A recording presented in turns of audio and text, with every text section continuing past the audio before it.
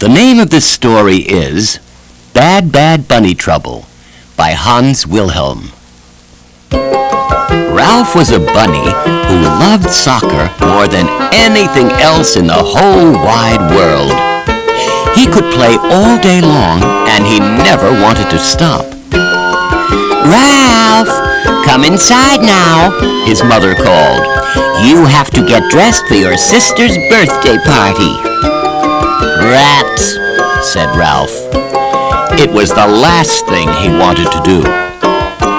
"Look how dirty you are," scolded his mother. "Quick, go upstairs and change.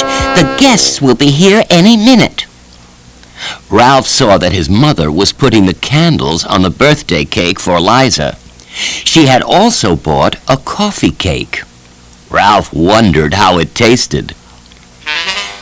Ralph was still angry at having to leave his soccer game. "This party would be more fun if we could just play soccer instead of sing stupid songs," he grumbled.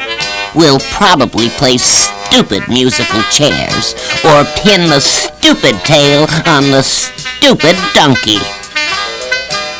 Ralph took his time getting ready. He was the last one to join the party. After everyone sang happy birthday, Ralph's mother was ready to cut the cakes. Ralph said, "I want a piece of coffee cake." "No, you can't have coffee cake," said his mother. "It's for the grown-ups.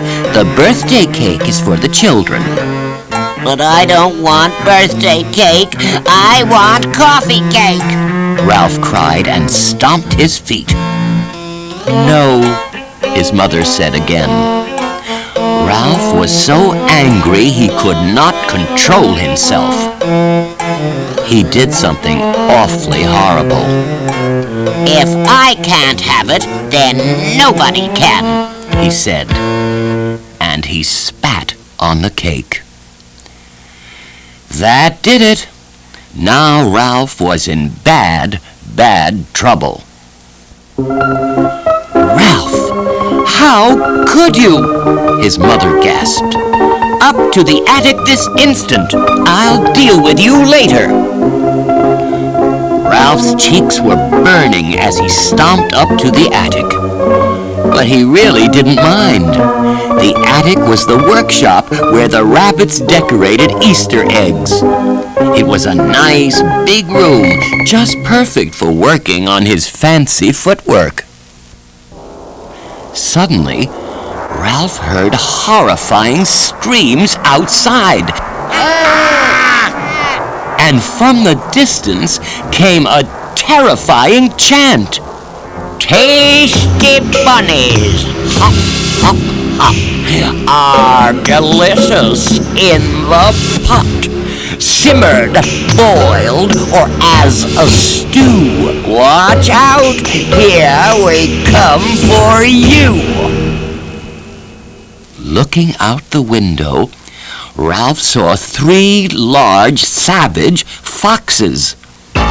Now everyone was in bad, bad trouble. Downstairs, there was great trembling and crying. The rabbits locked the windows and bolted the doors. Then they all went down into the cellar, which was the safest place. In all the commotion, everyone forgot about Ralph. Ralph had to think fast. He picked up a big basket of eggs and threw them out the window. When the attacking foxes came running, they slipped and slid and skidded and toppled and crashed into each other in the gooey mess of broken eggs. The foxes were not ready for this. Badly bruised and covered with slimy egg whites, they looked up and saw Ralph laughing in the attic window.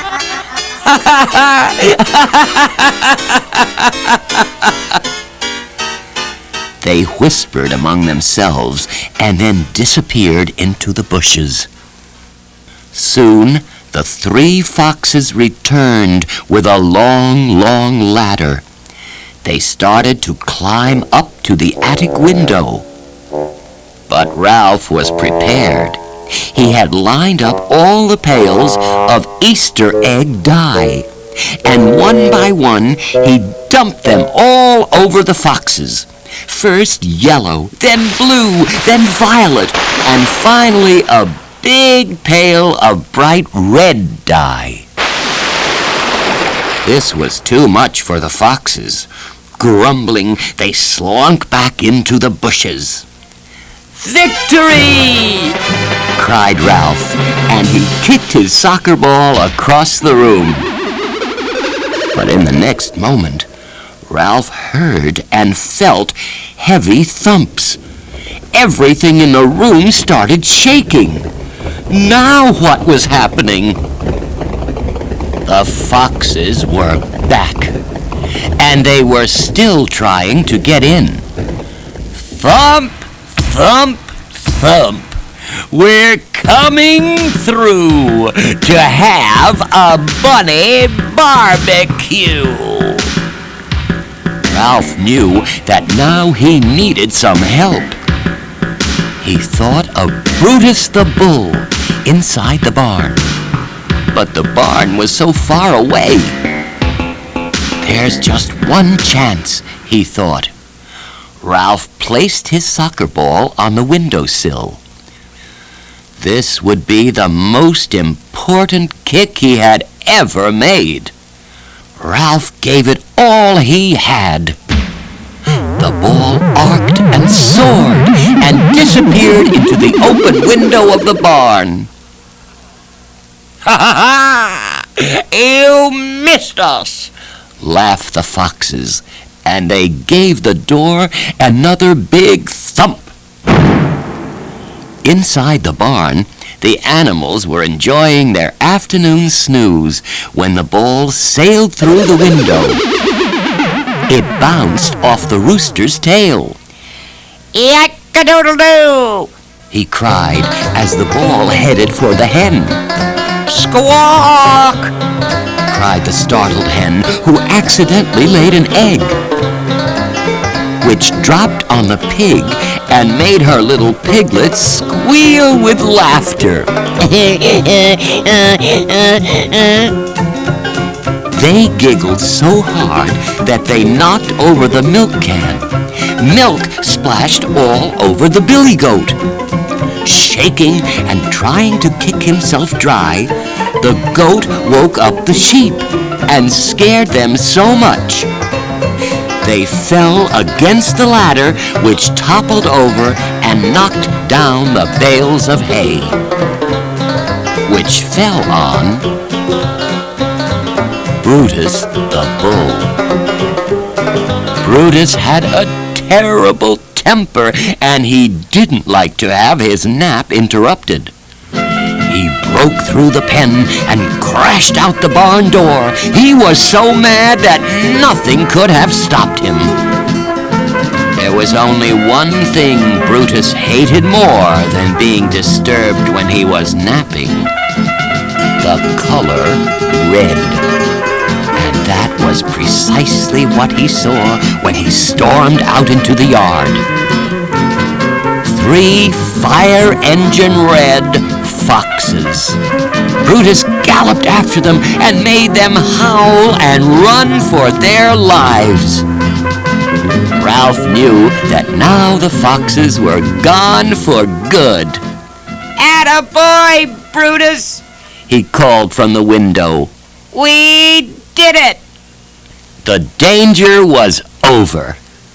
The rabbits climbed out of the cellar.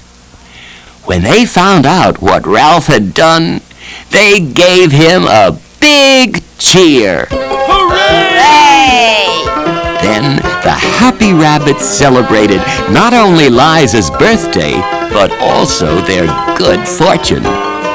Liza told everybody, "Ralph must be the greatest soccer player in the world. Nobody else could have made a kick like that."